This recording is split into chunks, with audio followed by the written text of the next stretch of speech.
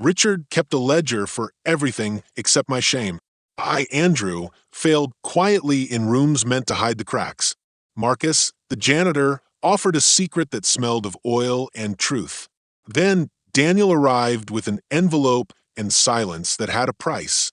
Kindness learned on a timetable suddenly reads like a contract. 2 weeks later, under bright lights, I had to choose which truth to live. Watch until the end to see how this incredible story unfolds, and let us know what time you're watching today. I woke to the same weight on my chest, an old, soft pressure like a palm pressed over my heart in the dark. The house had not yet learned to sleep. The corridors breathed with the slow, mechanical hum of night lights and distant air systems. I could hear rain, not the polite drizzle of a city that knows how to behave, but a heavy, impatient rain that pushed against the windows as if it had a complaint to make. I lay there listening, and for a moment the room was only my breath and the blank ceiling, and nothing else mattered except the fact that I had failed again. Andrew Bennett lived in rooms that had no edges. The walls were too tall for a single human eye to measure. Art leaned politely toward value rather than feeling. The study where he slept some nights, more for the convenience of escape than for necessity, held a long desk of black wood that looked like it had been cut from a whole forest. A brass lamp cast a pool of tired light across a sheaf of papers, practice questions, university brochures, a report that read disappointing in a font so small it seemed to whisper. On the desk, a single glass of untouched water sweated tiny rings onto the leather blotter like fingerprints the house forgot to remove.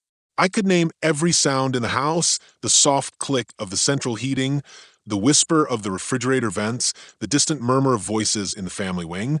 But I could not name the sound I felt inside my own skull. It was a low, busy noise, like someone turning pages in a book that already had all its endings written. I had been raised to believe endings could be redirected with money, with the right school, with tutors flown in from other countries. But money had not taught me how to fix the arithmetic of my shame. Outside the window, the estate sprawled in a geometry of trimmed hedges and hidden fountains, servants' cottages dotting the periphery like punctuation. The Bennett fortune had been built on precise decisions and precise appetites. Andrew's father, Richard Bennett, liked things that were measured, labeled, and arranged in order, things that could be counted. A son who could not be counted in the same way as a ledger was a small embarrassment, public, private, sharp as a paper cut. Yet the house treated Andrew with the same meticulous courtesy it afforded a misplaced object. It acknowledged his existence and then patiently ignored it until he performed correctly. I pushed back the blanket and slid into shoes that smelled faintly of leather and old rain. The hallway felt colder than the bedroom. The paintings watched me pass, their frames tight and formal. I walked to the kitchen not because I wanted food, but because my body wanted proof of movement. The kitchen lights were low, and a faint smell, citrus and cleaning fluid, hung in the air, a scent that tasted like other people's order. For a moment, I thought of the man who came at night to make sure the house looked as if nothing had ever been wrong. I did not know his name then. I only knew the way the scouring rag whispered across the tile and the way the mop left pale trails like thought. There was a careful rhythm to Andrew's failure. It did not appear as a sudden collapse, but as a slow erosion. Test after test, mock interview after mock interview, each one shaving a little more of his certainty away. Tutors came and left with precise excuses. International coaches sent handwritten notes promising breakthroughs that never arrived. In the afternoons, he attended lessons in rooms filled with other boys who had faces like polished silver, reflective, smooth, without the shadow of doubt. They spoke of internships and routes to legacy schools as if life were a map and they had already drawn their routes in ink. Andrew listened and pretended the lines on his own page were drawn in the same sure hand. Sometimes when the silence pressed too loud, I would imagine a different life, one that did not move in the arcs laid out for me. In those moments, I tasted possibilities like a foreign fruit, sweet, strange, and perhaps forbidden. The thought of telling my father that I did not have an answer on the exams felt like stepping off a small cliff. He was not a man who shouted. He did not need to. disappointment from him arrived as controlled disappointment. A raised eyebrow, a precise phrase, and later a series of meetings about strategy. That strategy always assumed the failure was temporary, an aberration easily corrected by the correct investment. The house, indifferent to my inner rebellions, continued its own patient business. Night staff moved through its rooms with the quiet confidence of people who lived by schedules rather than passions. They left no sign of themselves beyond perfectly folded towels and the faint trace of lemon cleaner on the marble. Outside the service entrance, garage lights blinked like small constellations, guiding the cars that spent more time in motion than the people who owned them. Andrew's world was one of surfaces that shined so brightly you could not see what lay beneath. I stopped in front of a window and watched the rain make small rivers down the glass. In the haze of the night, a figure moved in the yard, small, solitary, bent a little against the weather. The figure was nearer to the staff quarters than to our ordered life. It had the patient, anonymous shape of someone accustomed to being unseen. I felt, absurdly, a kinship with that shadow. It was not kinship of wealth or schooling, but kinship of being overlooked. Two kinds of people who carried their own truths in places others rarely looked. There was a letter on the desk, one I had found earlier that night, and kept folded in my pocket like a secret. It was not from the tutors or the family lawyers. The paper was thin, the handwriting careful, and the message inside was only a few sentences, more a nudge than a demand. Come to the workshop at 9. Bring nothing. It was unsigned. For reasons I could not explain, my pulse reacted to that anonymous line as if it were a challenge. The house would have preferred the letter shredded, filed, and forgotten. Instead, I smoothed it between my fingers and let its edges cool against my palm. The impartial world saw Andrew Bennett as a misplaced decimal point, an error in a tidy ledger that would be corrected with time and expenditure. The other Andrew, hungry, restless, quietly resentful, felt the ledger was a cage disguised as a map. Between those two views, there was room for truth, for small rebellions, for the first restless steps of a person who might yet find a way to add rather than subtract from his own life. Tonight, with rain writing secret sentences on the window and a nameless letter warm in his hand, Andrew felt the sharp promise that something might change. I walked to the workshop like a man walking into someone else's dream, nervous, half hoping the dream would wake me. The rain had stopped and left the world smelling clean and bruised. My shoes hummed on the pavement, a small, private drum that matched the beat under my ribs. I had told myself 100 times that nothing could surprise me in my life of polished schedules and prearranged apologies, and yet my hand trembled when I pushed open the rusted door of the community hall. The hall smelled of dust and old tea, of floor polish that refused to hide the past. Fluorescent lights buzzed like a chorus of insects that had settled into someone else's story. Chairs were arranged in a circle, mismatched like an army of second-hand promises. There were maybe 20 people there, faces worn by different kinds of hunger. Men in overalls, a woman with paint under her nails, a boy with eyes too old for his years. They were ordinary in a way our house never was. Unvarnished, immediate, the kind of people who left traces of themselves in a room without asking permission. I had expected a tutor, a coach, another man in a suit who would explain away my failure with charts. What I did not expect was the janitor. He stood in the middle of the circle, not commanding but entirely present. Marcus. The name fit him like the first comfortable shoe you refuse to throw away. He smelled faintly of lemon and machine oil, his hands thick with careful scars. He had a smile that did not rush, and when he spoke, his voice was simple, as if he were translating something everyone had forgotten how to hear. "Sit," he said to me, like he had been waiting for that particular syllable. "Don't bring the house in here." Empathetically, I wanted to laugh. At myself, at the absurdity of my life, spilling into a place that had nothing to do with my father's ledger. But the laugh caught my throat and became attention. The circle leaned in. Marcus looked at me like someone pressing a thumb to a map and finding an unmarked town. The impartial observer would note the strange geometry of it. A billionaire's son in a threadbare community hall, listening with the same attention as a retired mechanic or a night shift nurse. He would note the tilt of power in that room, how money and title held no weight, where someone had sweat and learned a different grammar of living. Marcus had the look of a man who knew where the lost things went, and Andrew Bennett had come precisely because he had run out of ways to find himself.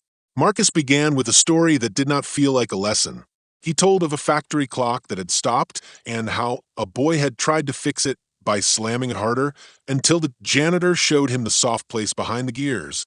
He spoke of attention, how most people attack problems with force, hoping to move them, while the secret was often about listening in small, exact shifts. His hands moved like a translator's, making invisible things visible. In the room, words landed like stones and caused ripples. For me, every sentence opened a little door in a house I had kept shut, the door labeled, "I am not good enough," the one I had built with flattery and private, precise failure. Marcus did not flinch from those rooms. He named the quiet that had become mine and offered me a tool that was almost ridiculous in its simplicity, a way to look not past, but into the thing that failed. He said it as if it were the ordinary truth of life, the kind of truth that begs to be tested. There was a moment, a small, bright pause, when I believed him. It was the kind of thawing that happens not with grand declarations, but with the whisper of a correct sentence. You can learn to be exact with yourself, he said, not with other people's measures. The statement smelled of damp wood and possibility. My hands unclenched without my permission. But the night was not a soft thing. As I sat there, the impartial world recorded an edge. A black sedan idling under a street lamp, its windows like dark mirrors. A man in a suit, too sharply cut for the neighborhood, watched the doorway. He tapped his phone as if taking orders, as if watching my decision like a ledger entry to be filed. His presence was a small, surgical cold in an otherwise warm room. It was the kind of thing that happens when a life has handlers, people who catalog risks and patch reputations. Marcus noticed it before I did. His eyes split between the circle and the street with the easy precision of someone used to both mopping floors and reading maps that have been folded too many times. He did not seem surprised, only steady. Some people like to know where their things are, he said quietly. They don't like it when things drift. The line hung like a thread to be followed. In that instant, the simple act of learning felt not just like an act of courage, but like a declaration. Choosing Marcus might be harmless, might be wise. It might also be a kind of betrayal, small and terrible, the way a switch flips when someone decides to stop obeying a script. It might expose seams in the house or in my father's patience or somewhere deeper. When the circle broke and people drifted into the rain-washed night, Marcus put a piece of paper in my hand. His fingers were rough as thought. "Come back," he said. "If you want to learn something, you must do it without anyone else's permission." I walked home with the paper burning in my pocket, as if it were warmer than the room. The house accepted me with the same polite indifference as always, but something inside had shifted its center. The impartial observer would later record this as the night Andrew Bennett stepped outside the margins his life had been drawn in, a small step, almost unnoticeable, but irreversible because it had been witnessed. Outside, the suited man drove away. Inside, my father slept in a room that measured disappointment the way others measure light. Between them, between Marcus with a secret and Richard with a ledger, something began to rearrange. I did not yet know which side would betray which, only that both had reasons to keep me where I belonged. I learned quickly that people in my house could make disappointment sound gentle. My father, Richard, had a way of saying things that felt like weather reports, inevitable and calm. The first time he sat me down after a failed mock, he looked at me as if he were reading a financial summary and explained, without heat, where I had fallen short. "Andrew," he said, folding his hands, "we have options. We will invest more time. We will change the method." His voice did not blame me, it cataloged me. I wanted to tell him that his options felt like locks, not keys, but the words lodged in my throat like a coin someone else had already decided to spend. The impartial observer would note the shape of our conversations, strategy, logistics, contingency. They would see a father who loved control and a son who mistook love for a pattern he could correct. Richard believed in leverage, money connections, reputation.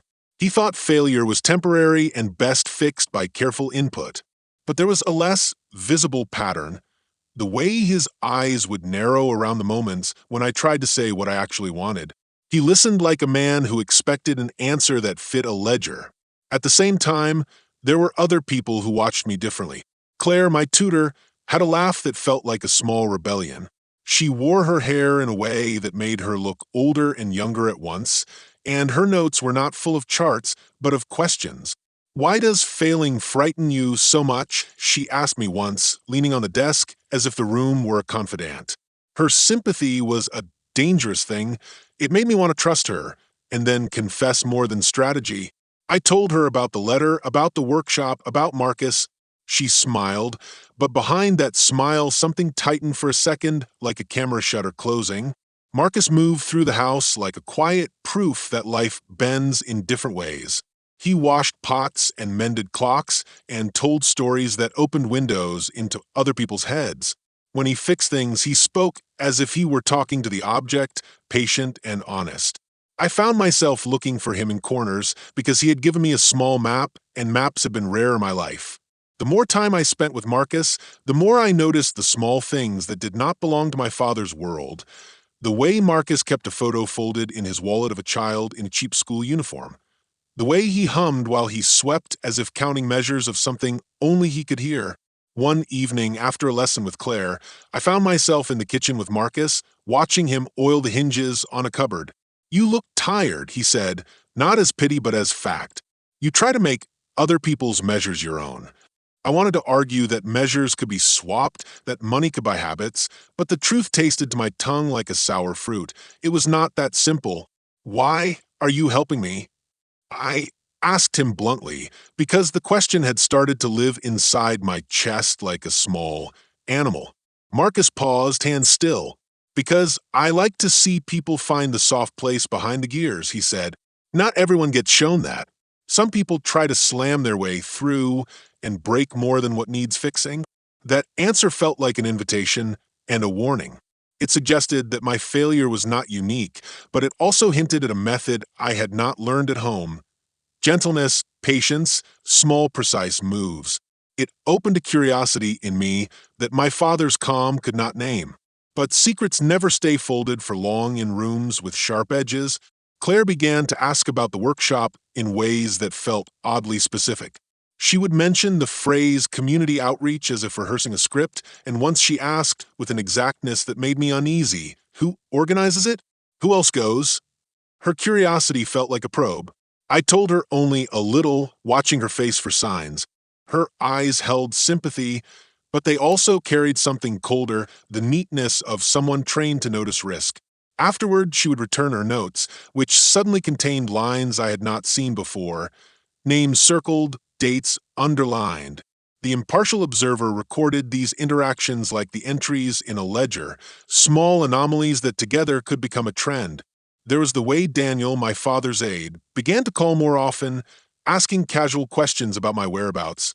There was the quiet way Richard had him check the car logs one week. Daniel's voice was smooth, practiced. He asked things as if filing them. He would say, "We just want to ensure everything is in order," and my shoulders would tighten as if someone had put a strap around my chest. Inside, I began to split into versions, the son who kept apologies ready like spare change, and the other who had touched a different kind of answer in Marcus's workshop. Each time I practiced the new method, short, precise attention instead of brute force. It felt like a small theft from a house. I wondered if learning could be a betrayal. If I changed without telling him, would my father feel betrayed?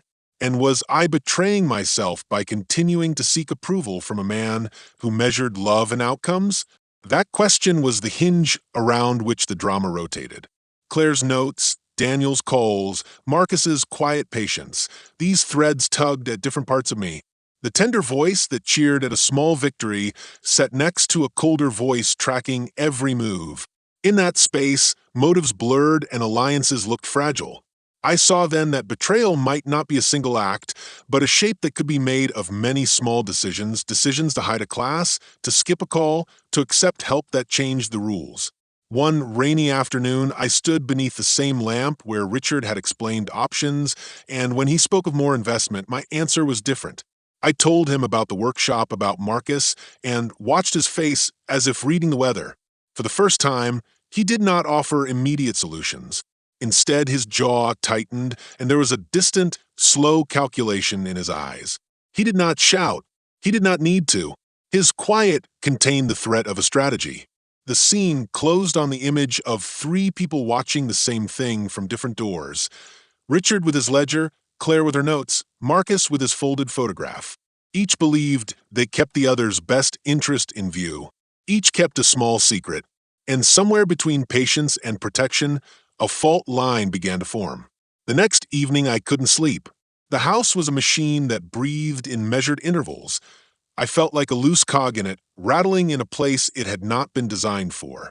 Marcus had told me to come back, to learn the small, precise moves. The promise of that simple truth pulsed in my pocket, like a coin. I told myself I would go to the workshop and nothing more. I told myself I would not drag curiosity into corners where bills were paid and secrets kept. The rain began again, soft at first, then steady, running fingers down the driveway. I walked toward the staff entrance because it was less obvious than the service door nearer the house. The lamps threw a tired yellow over the cobbles. The smell of damp earth and oil filled the air. At the staff quarters, a single light burned behind a curtained window. Marcus' boots in the mud left clear prints like punctuation.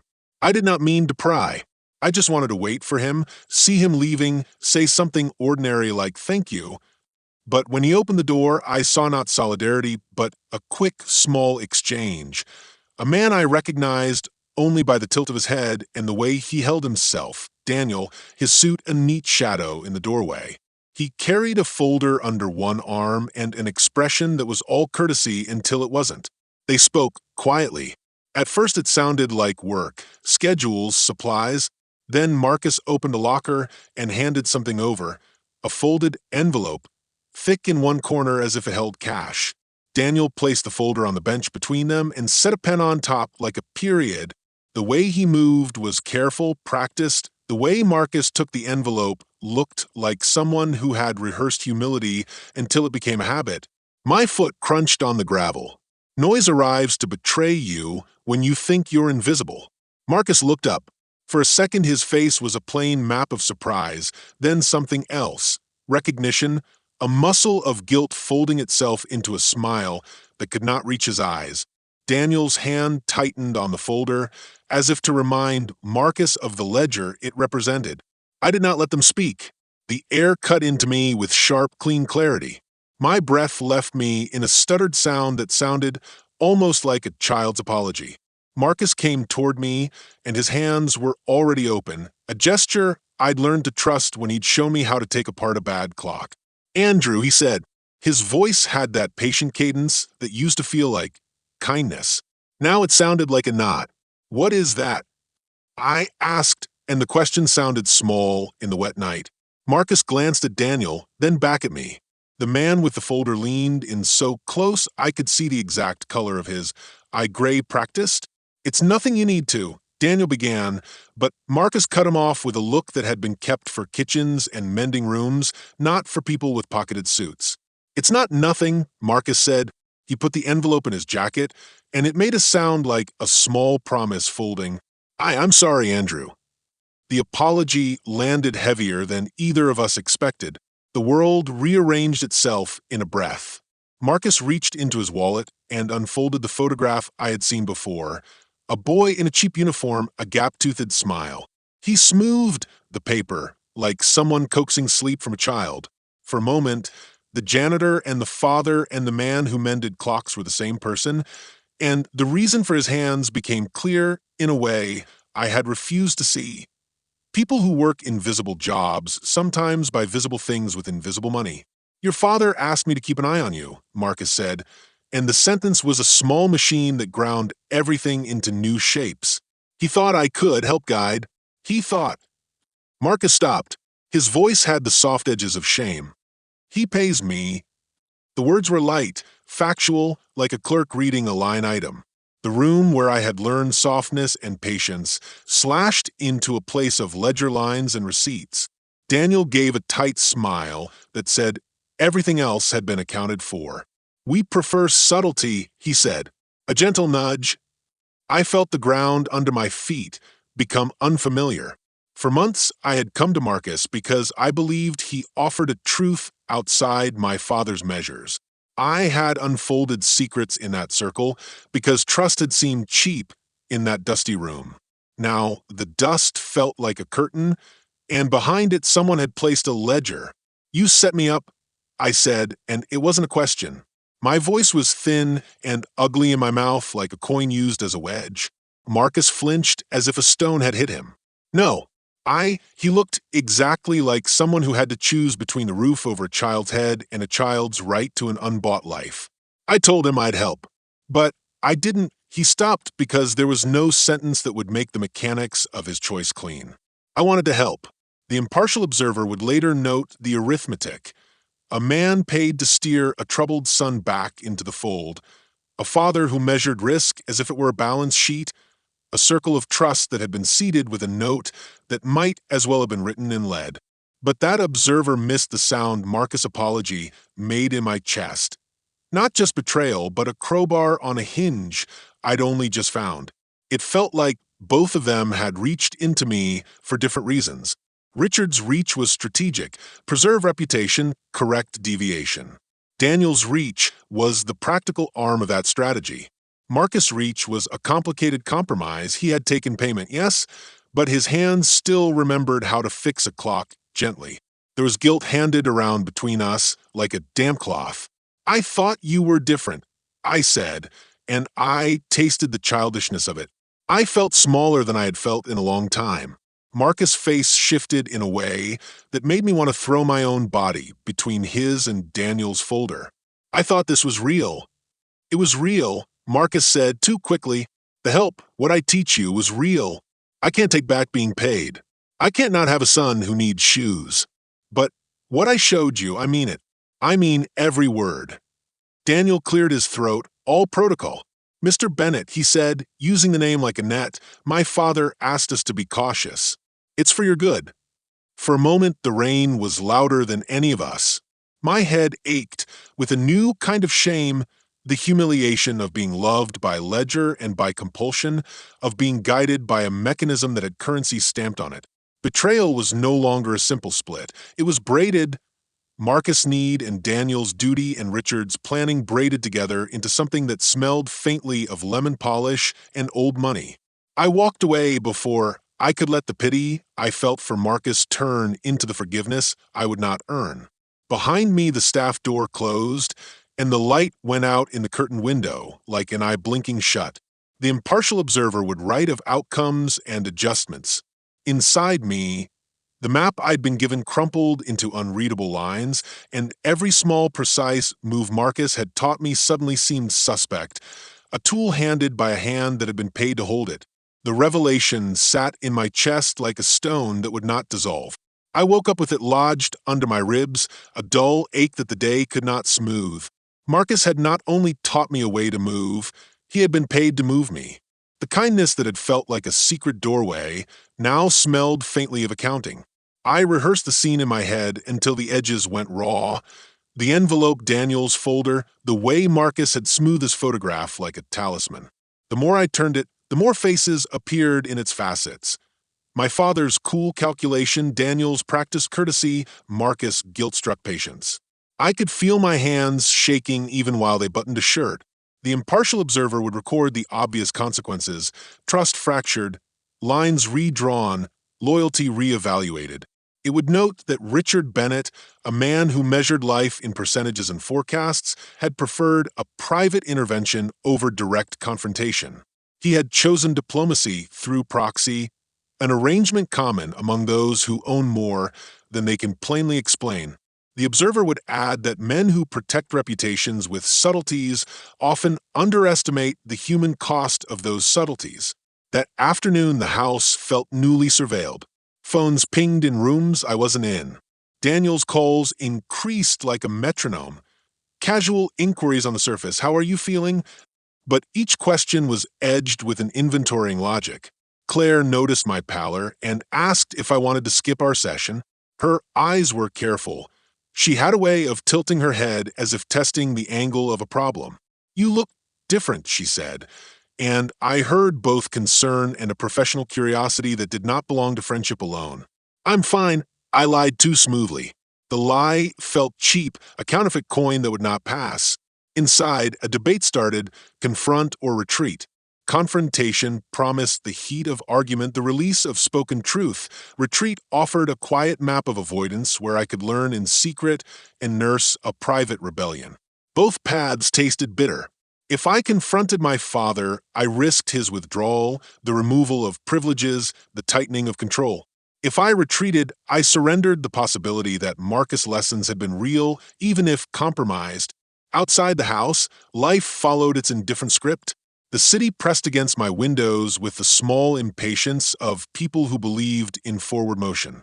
At the university interview boards, places were being decided by panels who had never seen my face except on paper.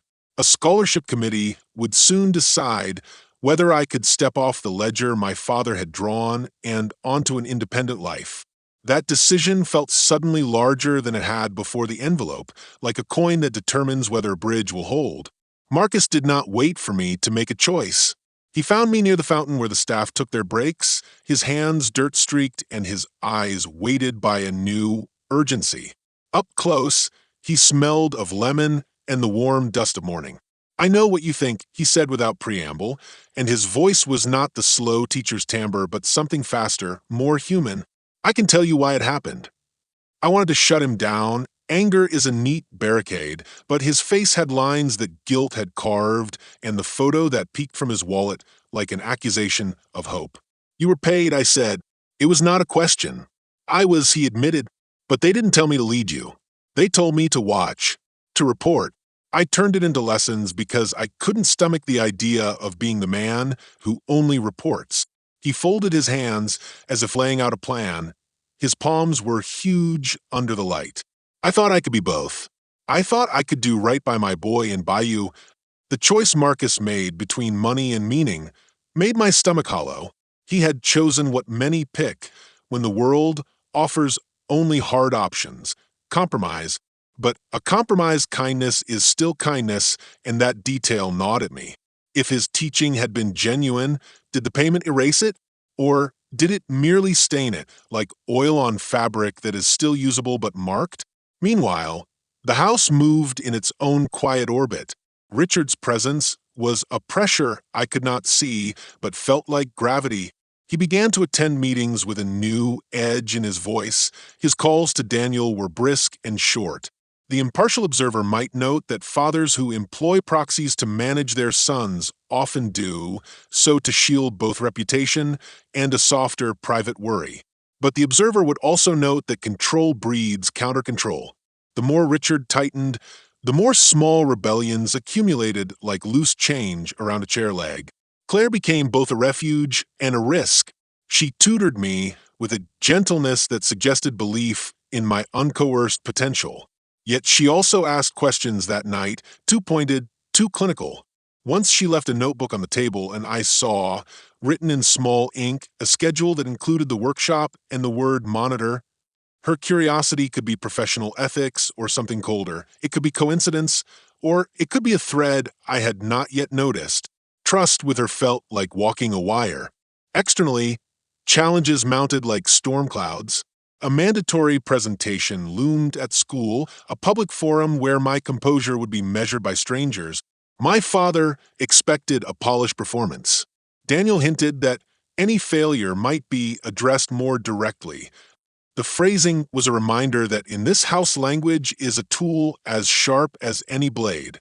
My options narrowed, not because new barriers rose overnight, but because my choices had cost now yielded consequences. The internal dilemma hardened into a decision point that shaped each day into careful choreography. I could continue with Marcus and risk my father's wrath, keep Claire close and risk her possible betrayal, or step back and let the ledger write me into its lines. None of the choices promised purity. They only promised outcomes, each with its own moral cost. At night, I listened to the house like a patient listening for a heartbeat. The rain began again as if to wash secrets clean, but it could not reach the part of me that now kept accounts. Betrayal, I discovered, was not a single event, but a series of small reckonings. The stepping away from things you once took as given, the measurement of what you would keep secret, and the tally of who you could trust with your true face. The tension did not scream. It settled into the bones, cold and persistent, waiting for the moment when a single choice, spoken or silent, would tilt the whole ledger. The auditorium smelled of polished wood and nervous perfume. Light came down from a dozen lamps and made the faces in the crowd look like pages in a book. My palms were damp against the podium. Behind me, the panel's chairs were a row of small altars. One held my father, Richard, who sat as if carved from good intentions and sharper things. Daniel hovered near him, practiced a smile in place, an emblem of tidy obedience.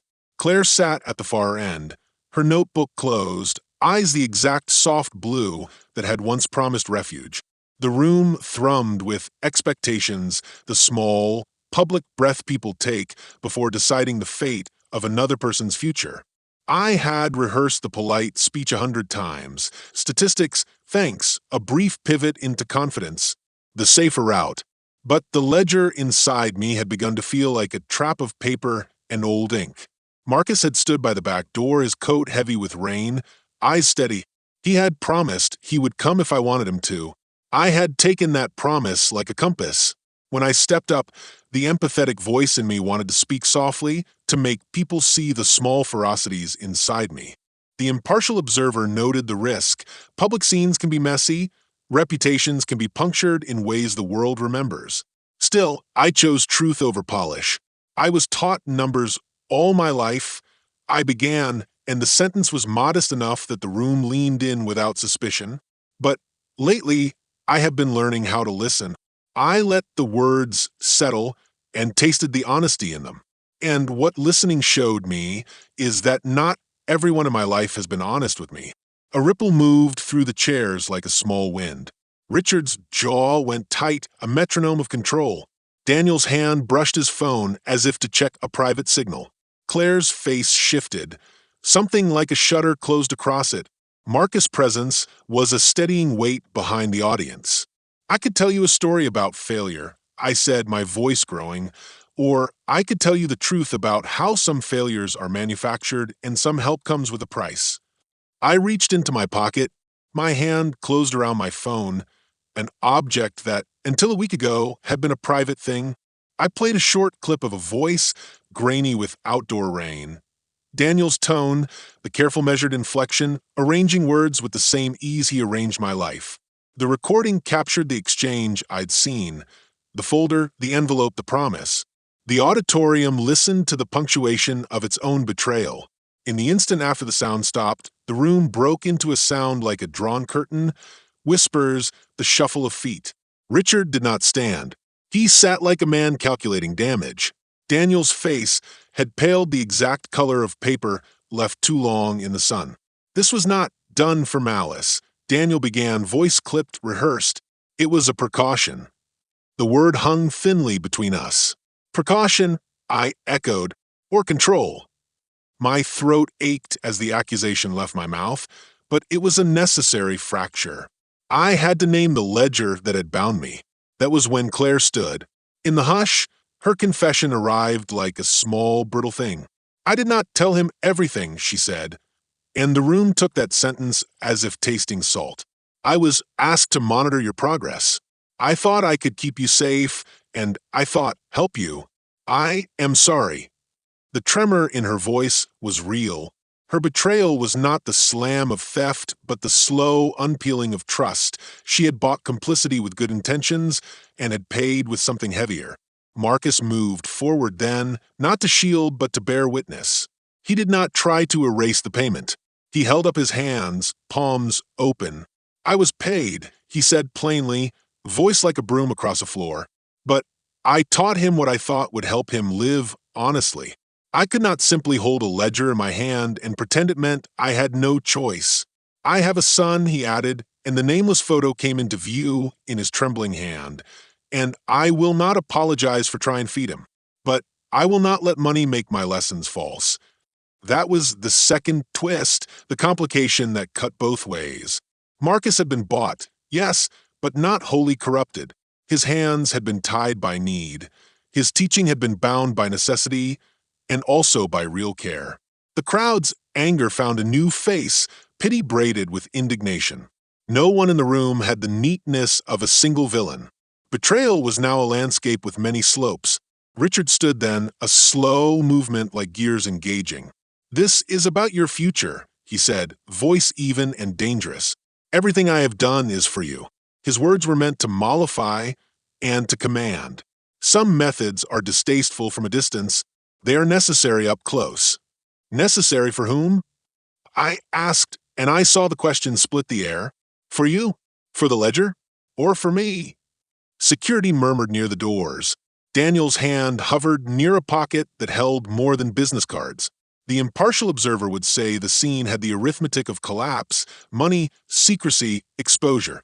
The emotional observer, the one breathing under my ribs, felt the fracture widen into light. People were choosing sides in the quietest language they had, a look, a step forward, a hand on a chair. Claire's apology was not a plea, it was a turning point. She stepped away from the panel and towards me, and in that step she shed the last neatness of distance. "I thought I knew what help looked like," she said. "I was wrong." Her eyes met mine, and for the first time she was not a curator of notes, but a human with edges. Outside, rain that had been patient all week began again, a thin sound like a page being turned. The crowd's mood shifted, shock softened into debate. Anger folded into a careful appraisal of consequence. Richard's face, the face of a man who had always thought of problems as solvable line items, hardened in a way that felt final. He would not retreat easily. He had resources, law, and a reputation. Daniel, efficient and small, would tidy up what he could. Marcus had been exposed to shame, and the price of that exposure would be paid in possibilities for his son. I walked down from the stage before anyone could decide for me. The applause that followed was complicated. Some clapped for the scandal, some for courage, some for the fall of a private god. The impartial observer would note outcomes, jobs at risk, reputations soiled, family calculations to be made. The empathetic voice inside me felt a raw, sharp relief. A ledger was no longer the only map. That night, the house seemed to breathe differently when I returned. The rooms did not change, but the meanings in them had. Betrayal had revealed itself not as a single blade, but as an accumulation of small, human compromises, some mercenary, some protective, all imperfect. The consequences would take months to trace. I would lose things and gain others. Marcus might lose employment. Claire's career would need repair. My father would face choices that money could not always fix. In my room, rain stamped the window pane with impatient letters. I lay back on the bed and felt something loosen. Not victory exactly, but the beginning of a different ledger. One I could write myself, with measures that were mine. The impartial observer might call it messy and costly. The heart called it necessary. The days after the auditorium felt like walking through a city that had changed its street names while I slept. People talked in quieter, sharper ways. There were emails with polite concern, calls that asked for clarification, and a friend who sent a single message, "Are you okay?" I learned that okayness has many layers. The impartial observer would have written a neat line about consequences. Marcus suspended, Claire's reputation dented, Daniel reassigned to damage control, my father calculating public relations. Those things happened in the way consequences do, slowly, with paperwork and polite voices. But inside me, the change was not a memo, it was a new weight and a new light arguing over the same space. My father met me in his study the afternoon after the hearing. The room smelled of leather and citrus. His watch ticked like a small judge on the shelf. He used the same even tone he always used, the voice that thinks words are instruments to arrange. Andrew, he said, I only want what was best for you. It was a sentence I had heard before, polished and familiar. I let it sit between us and watched the way the afternoon fell across the desk. For the first time, I did not want his version of what was best. I wanted a list I could call mine.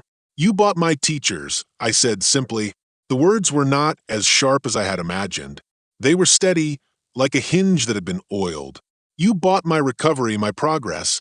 That doesn't help. It's a map drawn by someone else. He looked at me as if I had newly learned to name a color. The surprise on his face was a small betrayal all its own. There are ways to guide someone who is lost, he said. Subtlety. Subtlety is still a hand. I interrupted.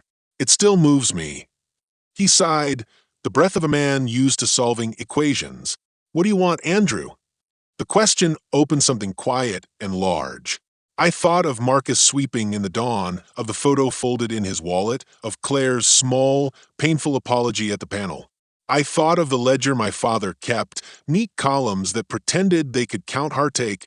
I want to try on my own measures, I said. Give me space. Not money to buy progress, but a chance to earn it. No handlers, no reports. Let me fail in ways that are mine. There was a negotiation shaped like an old dance. He offered conditions, and I set boundaries. He wanted guarantees. I wanted trust. In the end, he agreed, not with grace but with calculation.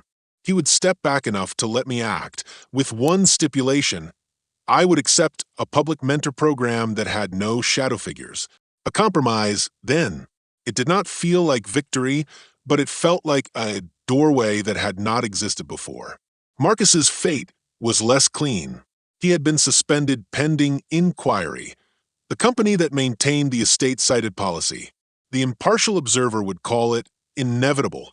The man who had shown me how to find the soft place behind gears had been caught in the trap of need. For a week, I only knew his absence was like a missing sound in the house. Then, on a gray morning, I found him outside the staff quarters, broom at his side, the same old photograph in his wallet. He did not look shamed, he looked tired, and perhaps a little relieved. I lost my job, he said without preamble. His voice was as steady as when he taught me to take apart a clock. But the boy at home needs school shoes in September. There's no dignity in making that choice sound noble. I did not beg or scold. I gave him something else, a scholarship arrangement. Not for my father's ledger, not a hush payment, but a plan I arranged through the community center and Claire, who had volunteered to help me set it up. She had come to me after the panel, eyes red and honest. She had resigned from the tutoring network. I was wrong, she said. I thought monitoring was protection. It was controlled. Help me fix what I can. Her hands were raw, with shame and resolve. For Marcus, the scholarship meant something practical and something sacred. His boy could keep going to school. For me, arranging it was the first real act of measure that felt truly mine. I learned how to call people, to sign forms, to insist politely and without ledgered language. It made my hands clumsy and my chest light. The impartial observer might reduce the gesture to damage control, but inside it felt like mending a slow, honest patch rather than a polished varnish. There were costs. Claire's career needed rebuilding. Marcus had to find temporary work until the inquiry concluded. My father lost a measure of certainty.